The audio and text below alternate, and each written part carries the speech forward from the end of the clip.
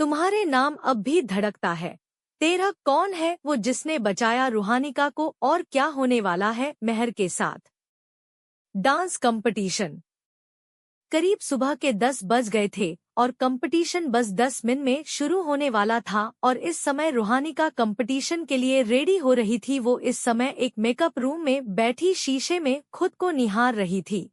वो इस समय काफी नर्वस फील कर रही थी कि तभी वहां सूरज आया और बोला, रूहानिका 10 मिनट में कंपटीशन स्टार्ट हो जाएगा, तू रेडी है न? यह सुनकर रूहानिका सर हाँ में हिलाती है और बोली, हाँ सूरज, में रेडी हूँ। यह सुनकर सूरज मुस्कुराकर बोला, देखना आज का कंपटीशन तू ही जीतेगी, मुझे विश्वास है। ये सुनकर रूहानिका के चेहरे पर भी मुस्कान आ गई। वो बोली, अगर मेरा परिवार दोस्त मुझे सपोर्ट करेंगे तो पक्का मैं ही जीतूंगी, देख लेना। ये सुनकर सूरज दोबारा मुस्कुरा पड़ा और बोला, तू रेडी हो? मैं बस 5 मिनट में आया। इतना बोलकर वो वहां से चला गया।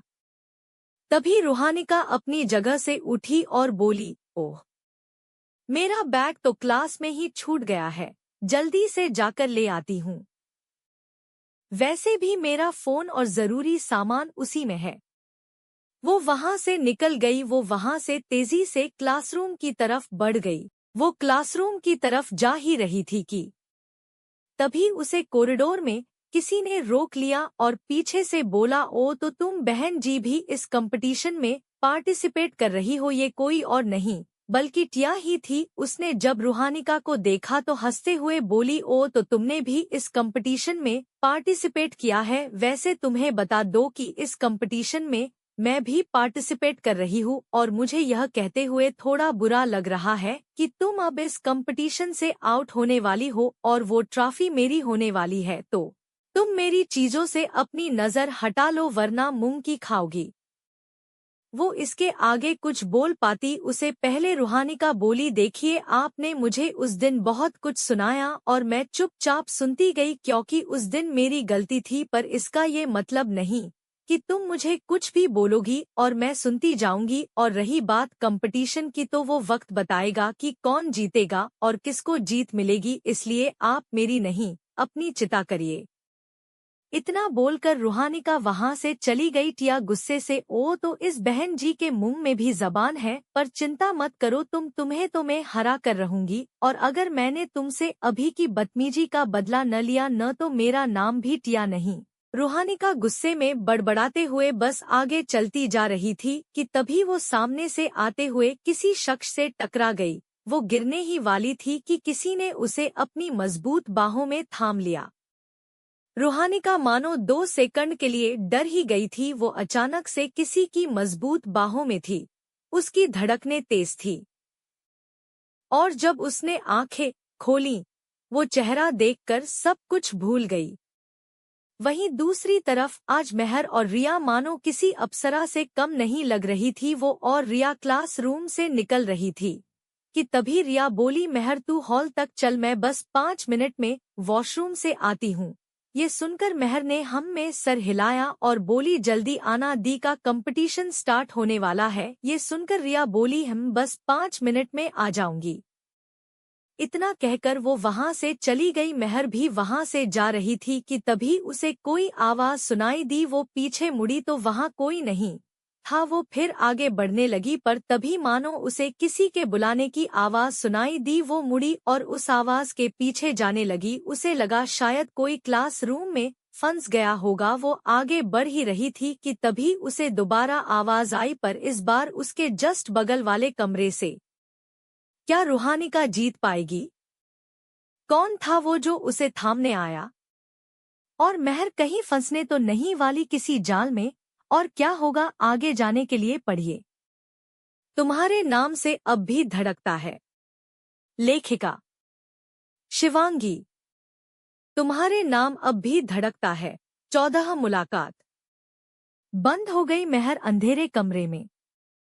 कॉलेज कॉरिडोर में हल्की चहल पहल थी, लेकिन रूहानिका की निगाहें बस एक चेहरे पर टिकी थीं। वो लड़का भी मुस्कुराया और बोला, मुझे पता है कि मैं काफी हैंडसम हूँ, पर आपको नहीं लगता कि आपको इस तरह मुझे नहीं देखना चाहिए? रूहानिका एकदम हड़बड़ा गई। सीधी खड़ी होते हुए बोली, वो सॉरी, मैंने ध्यान नहीं दिया। वो मुस्कुराया और हल्के अंदाज में बोला, कोई बात नहीं, आगे से जरा ध्यान दीजिएगा। रूहानिका ने सिर हिलाया, जी। तभी उसकी नजर नीचे गिरे हुए रुमाल पर गई। वो आपका रुमाल, उसने धीरे से कहा। लड़के ने पूछा, जी, आपके पैरों के पास गिरा है।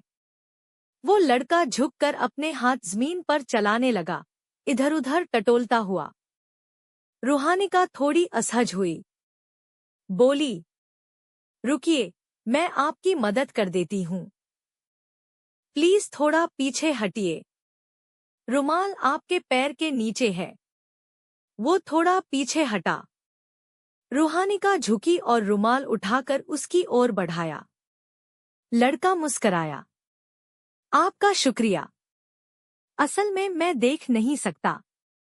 यह सुनते ही जैसे रूहानिका को झटका लगा। उसका चेहरा एकदम उतर गया। माफ कीजिएगा, मुझे बिल्कुल अंदाजा नहीं था, उसने धीमे स्वर में कहा। लेकिन वो हंसते हुए बोला, अरे, आप क्यों माफी मांग रही हैं? वैसे, क्या आप बता सकती हैं कि हॉल कहाँ है? आज वहीं कंपटीशन होना है। रूहानिका ने जल्दी से कहा। जी, आप 10 कदम आगे जाएं और फिर दाईं ओर मुड़ जाएं। अगर चाहे तो मैं छोड़ देती हूँ। नहीं, इसकी जरूरत नहीं। आपका शुक्रिया। वैसे, आपका नाम? रूहानिका, लड़के ने मुस्कराते हुए कहा। धन्यवाद, रूहानिका जी। तभी उसका फोन बजा। उसने कॉल उठाया और जाते जाते रूहानिका की तरफ देखकर बोला, अब मैं चलता हूँ, एक बार फिर शुक्रिया। रूहानिका वहीं खड़ी रह गई। उसकी आंखें अब भी उसी दिशा में टिकी थीं, जहां वो लड़का गया था। जब तक वो पूरी तरह ओझल नहीं हो गया, वो वहीं खड़ी रही। एक अजीब सी खामोशी और हलचल उसके दिल में उठ रही थी। दूसरी तरफ मेहर उस दरवाजे की तरफ बढ़ी जहां से आवाज आ रही थी। उसने दरवाजा खटखटाया और बोली, हेलो, कोई है अंदर? कोई जवाब नहीं आया। पर तभी आवाज फिर आई, लेकिन इस बार उसके पीछे से। पर फिर वही आवाज, अब की बार उसके पीछे से। वो झटके से पलटी। पीछे का एक कमरा थोड़ा खुला था। उसने हिचकते हुए अंदर कदम रखा। कमरा पूरी तरह अंधेरे में डूबा था। वो दीवार पर स्विच ढूंढने लगी। और तभी धड़ाम, दरवाजा जोर से बंद हो गया। मेहर चौंकी। अंधेरे में उसका दिल जोर जोर से धड़कने लगा। वो तेजी से दरवाजे की ओर भागी और जोर जोर से उसे पीटने लगी। कौन है? ये मजाक बंद करो। दरवाजा खोलो। कौन है? कौन था ये? दरवाजा खोलो। वो घबराई हुई थी। उसकी सांसें तेज चल रही थी। तभी बाहर से हंसी की आवाज आई। और कौन हो सकता है, मैडम? वो आवाज पहचानते देर नहीं लगी। व्योम। व्योम की हंसी कमरे में गूंज रही थी। ओह सॉरी, मेरा मतलब था, आप अंदर ठीक तो हैं? मेहर का गुस्सा 7वें आसमान पर था। तुम हो? How dare you? तुम्हें तो मैं छोड़ूंगी नहीं। मैंने कहा, दरवाजा खोलो। व्योम मजाकिया अंदाज में बोला। अरे पहले बाहर तो निकलो मैडम। मेरा मतलब, अगर बाहर आने दिया जाए तब न। क्या बकवास कर रहे हो तुम? ये कोई मजाक है क्या? मेहर की आवाज अब डर और गुस्से से कांप रही थी। अरे इतनी भी सीरियस मत हो जाइए, अंदर चुपचाप बैठिए और कंप्लेन कीजिए। कंप्लेन? हाँ, मेरी नहीं। अंदर के बड़े बड़े भूखे चूहों की एक पल को महर की सांस रुक गई। क्या?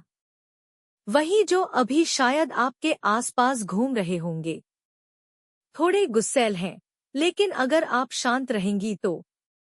व्योम फिर से हंस पड़ा। अब महर के चेहरे से रंग उड़ चुका था। वो दीवार से चिपक गई और आंखें घुमाकर कमरे में कुछ तलाशने लगी। व्योम, मैं आखिरी बार कह रही हूँ, ये बंद करो। नहीं तो मैं सच में कंप्लेन कर दूंगी। लेकिन जवाब में बस हंसी आई। कंप्लेन कर देना, लेकिन पहले उनसे बच निकलो जो तुम्हारी शिकायत सुनने नहीं देने वाले। इतना कहकर व्योम की हंसी दूर जाती चली गई। कमरा फिर से सन्नाटे में डूब गया। महर वहीं खड़ी रही, कांपती सांसों के साथ। वो अब डर को खुद से लड़कर दबा रही थी, पर उसकी आंखों में साफ लिखा था, अब ये लड़का नहीं बचेगा। तो क्या होगा आगे और क्या होगा व्योम की गई हरकत का अंजाम और क्या होगी कभी दोबारा मुलाकात रूहानिका की उस लड़के से जाने के लिए पढ़िए तुम्हारे नाम से अब भी धड़कता है। अगर आपको मेरी कहानियां पसंद आए तो प्लीज मेरी और कहानियां भी पढ़ें। लेखिका शिवांगी। अगर आपको मेरी कहानियां पसंद आए तो please subscribe, share and comment करें और अपना फीडबैक भी दें। शुक्रिया। पढ़ने के लिए अगला भाग जल्द आएगा।